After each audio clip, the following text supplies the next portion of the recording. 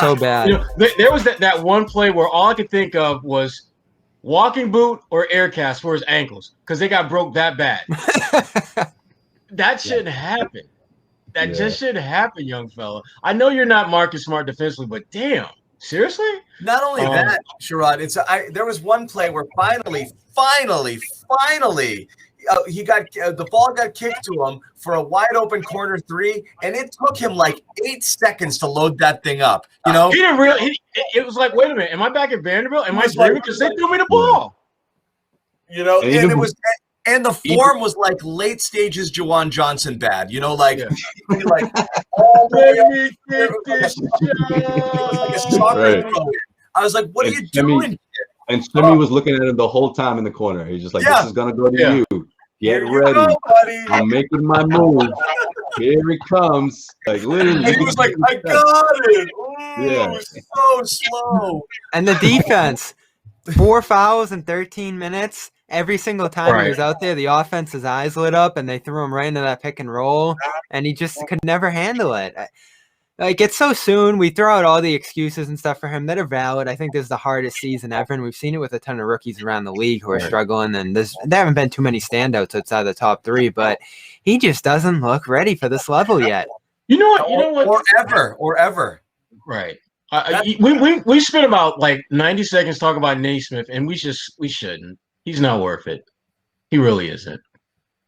I want to talk about Marcus Smart. We talk a lot about Nesmith. I mean, I gotta fill you in, Sherrod. We probably we talk a disproportionate amount about Nesmith because we're still waiting for something to happen. And there he goes Joe's way. Oh, there he goes. It just isn't happening, and we don't know why. And you want to give Nesmith a hug right now. That's where Joe Sway went. I can't believe he can. Because you're right. The reason we talk about him is, I can't believe how bad he is. Like, I've never seen a player look.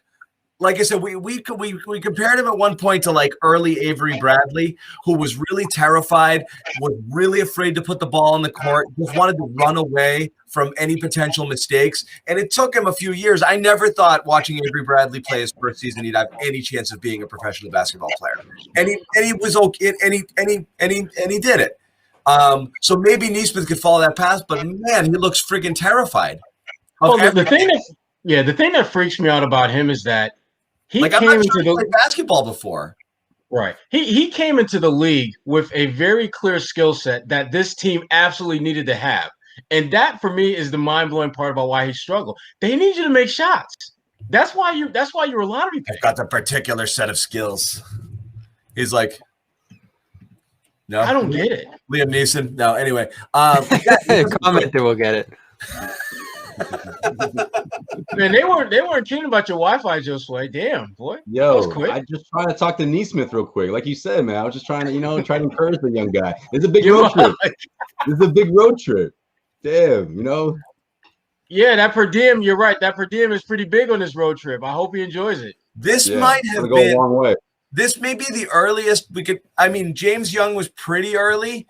It's a comparison you think of. Joe Forte was pretty early. Lower picks in the 20s, obviously like Fab Melo. There's a bunch of guys you grabbed, and you immediately when you put them out there, you're like, no, not gonna work. But this guy was a lottery pick. Huh? Right.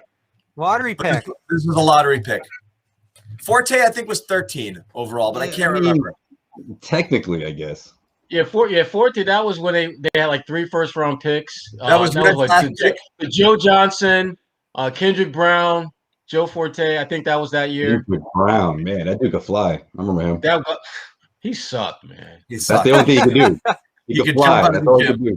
Yeah. I mean, I was in Detroit at that time, and when his name was like among the ones that we talked about, the Celtics were like the only team that was like feeling Kendrick Brown, and the rest of the league was like, "You go right ahead and take that guy. We will not stand in your way all year."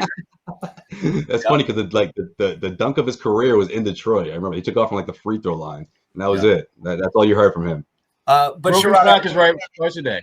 Sherrod, we don't have to spend all this time on Nesmith. I am, again, we've John talked has so much hope for him. But you're right. I want to see Brad play him only because you got to see what you have. But I mean, it's becoming apparent they have nothing in him, and it is depressing. It's depressing. Yeah. What you wish is you do wish. Brad said it prior to the game. We talked about this.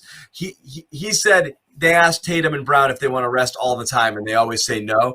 You do wonder if there was one of those games where you had, and it almost happened at that time, and then the Celtics kind of had that nobody could suit up, thing during Tatum's COVID thing in the early going, so they couldn't play.